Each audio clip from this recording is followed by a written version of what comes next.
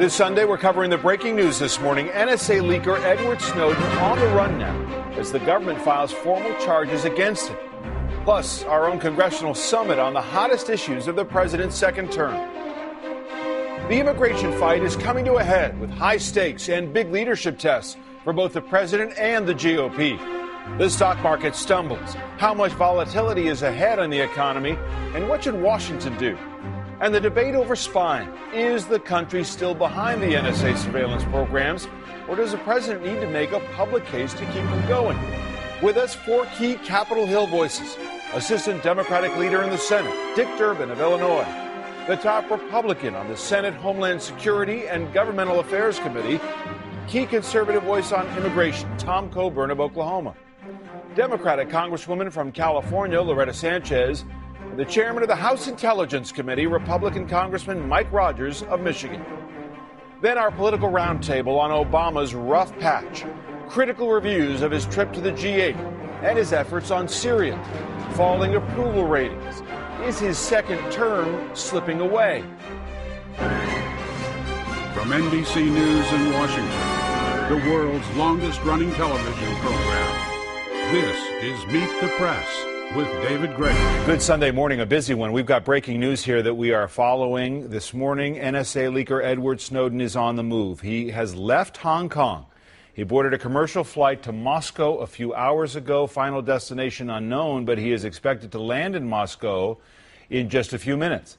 The Hong Kong government issued a defiant statement claiming the U.S. extradition request did not fully comply with Hong Kong law.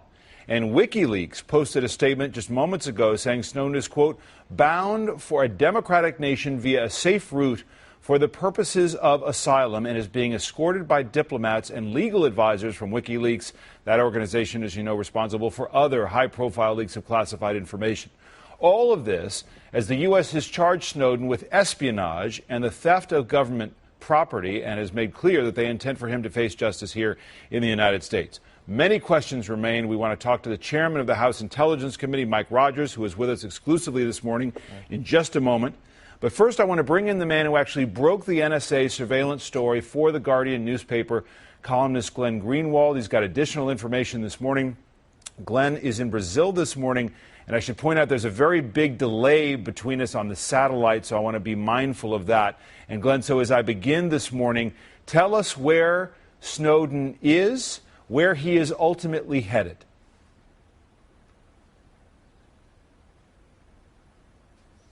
Well, I think the where he is question is one that you just answered, which is he's on a commercial flight to Moscow. Where he's ultimately headed is unknown. In every conversation that I've had with him over the last 3 weeks, he has stressed that the key context for every decision that he's making is, as McClatchy reported this morning, the Obama administration has been engaged in an unprecedented war against whistleblowers, people who bring transparency to what they're doing. And he believes that it's vital that he stay out of the clutches of the U.S. government because of the record of the Obama administration on people who disclose wrongdoing that the political officials are doing in the dark. And he apparently is headed to a democratic country that will grant him asylum from this persecution. So he does not intend to return to the United States. He intends to fight extradition. What else does he intend to do? You have been in contact with him. Is there additional information he is prepared to leak to bolster his and your claim that he is actually a whistleblower and not a criminal responsible for espionage?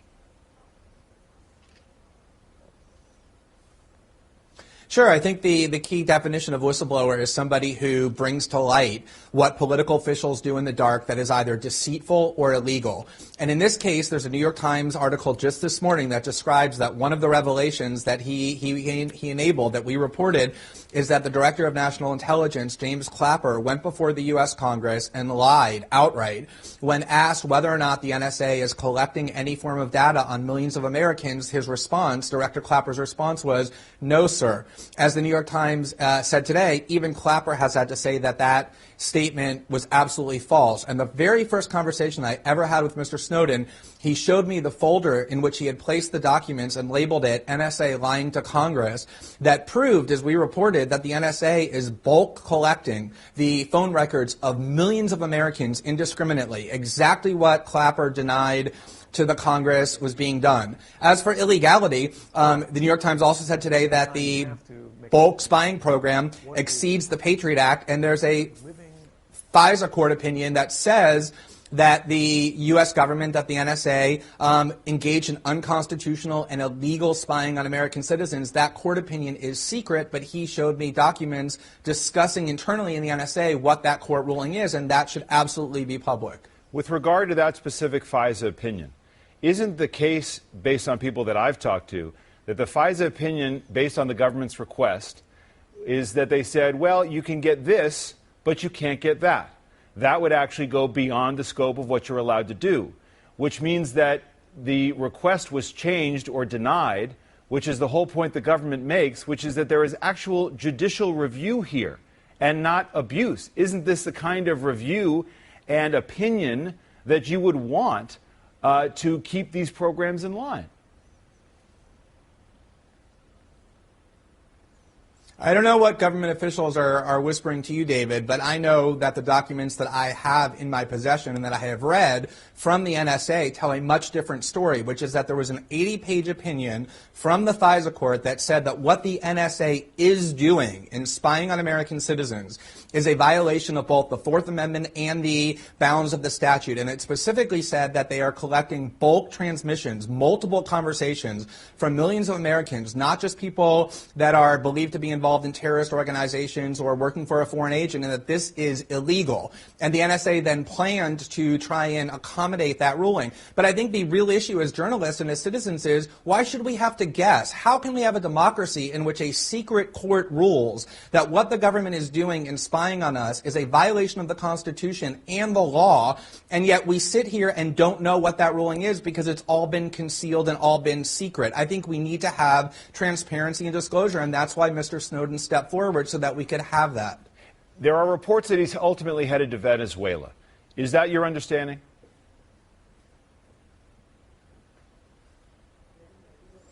I'm not going to talk about where he's headed or what his plans are. I think it's up in the air. I'm not actually sure where he's headed, and he's my source for these stories. I'm not going to talk about where I think he's going. Well, that would meet the criteria for what he's outlining, what you've outlined this morning in terms of where he'd like to be.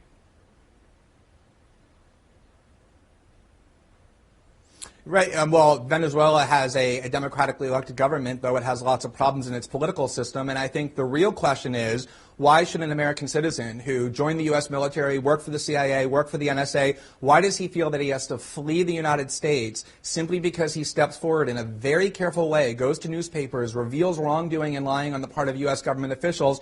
Why does he feel that he has to flee? And the McClatchy article this morning answers that question. It says the Obama administration has been unprecedentedly aggressive and vindictive in how it punishes and treats whistleblowers as enemies of the state. And I think that's really the question we need to be asking, is why are whistleblowers being treated in this fashion? You are a polemicist here. You have a point of view. You are a columnist. You're also a lawyer. You do not dispute that Edward Snowden has broken the law, do you?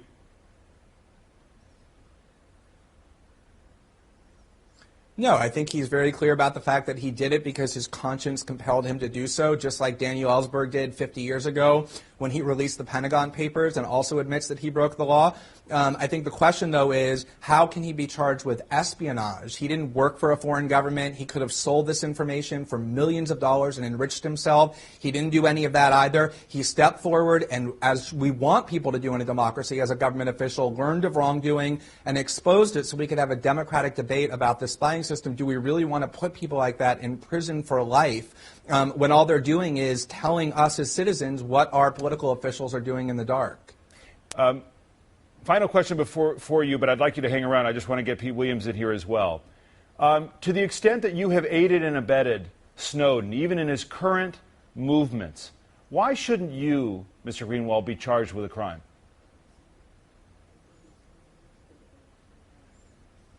I think it's pretty extraordinary that anybody who would call themselves a journalist would publicly muse about whether or not other journalists should be charged with felonies. The assumption in your question, David, is completely without evidence, the idea that I've aided and abetted him in any way. The scandal that arose in Washington before our stories began was about the fact that the Obama administration is trying to criminalize investigative journalism by going through the emails and phone records of AP reporters, accusing a Fox News journalist of the theory that you just embraced, being a co-conspirator with felonies for working with sources. If you want to embrace that theory, it means that every investigative journalist in the United States who works with their sources, who receives classified information, is a criminal. And it's precisely those theories and precisely that climate that has become so menacing in the United States. It's why the New Yorker's Jane Mayer said investigative reporting has come to a standstill, her word, as a result of the theories that you just referenced. Well, the question of who's a journalist may be up to a debate with regard to what you're doing. And, of course, anybody who's watching this understands I was asking a question. That question has been raised by lawmakers as well. I'm not embracing anything, but obviously, I take your point. Mr. Greenwald, just stay put, if you would, for just a moment. I want to bring in Pete Williams. I appreciate you dealing with the delay as well. Pete, can you just bring me up to speed on where the Justice Department is on this? What is it they're prepared to do now that Snowden has done what he's done? Well, the request for extradition will follow wherever he ends up. What I'm told is, first of all, we know that the charges were filed actually under seal a week ago in the Eastern District of Virginia, right across the river from Washington. And the Hong Kong government was informed of that, and the U.S. sought the next step, which is an arrest warrant. And then after he was arrested, the extradition process would start. Administration officials say that the Hong Kong officials came back to the U.S. just this past Friday night with additional questions that the U.S. was in the process of responding when the Hong Kong authorities notified the U.S. that they decided to let him go. Now, in their statement, the Hong Kong government says that the charges the U.S. filed, quote, did not fully comply with the legal requirements under Hong Kong law. I think it's fair to say that the U.S. is upset about this because it's the administration's claim that the filing of the charges was a back and forth with the Hong Kong authorities, that they wanted to make sure that they would conform to the treaty, the extradition treaty the U.S. has, and that they'd received assurances that it would. So this is quite a surprise, I think it's fair to say, the administration. But, David, I think from now on, this is a diplomatic issue, not a legal one, because it's quite obvious he intends to seek asylum, and that's where this process goes next. What are the lengths to which the administration may be prepared to go? I'm not asking you to speculate, but what are going to be some of the menu of choices that they're going to have to be discussing? Well, the only ones I know are the diplomatic and legal ones. Whether there are more exotic ones to sort of grab him and bring him back, I wouldn't know, and of course they wouldn't say. That would obviously be very controversial, although I'm sure there are many members of Congress who would agree and others who would think that it was the wrong thing to do. But as far as I know, this is strictly a legal and diplomatic one. Obviously, I mean, I suppose if that was going to be the course, the U.S. had the chance to do that when he was in Hong Kong and chose not to. All right, Pete, thank you so much. One last question for Glenn Greenwald. Glenn, I just would like you, if you would, to respond to your critics, who, as you know, have made a case against you, against Snowden, saying, look, this is not a case of a courageous whistleblower who worked through the system, even available to whistleblowers, to report if something that you may think is abuse. This is a partisan who is single-handedly deciding to expose programs that there is both support for, and in doing so illegally, that this is more of an agenda, and that there's frankly a lot of concern that one person would take it upon himself to undermine a program that a lot of people believe is actually helpful to national security.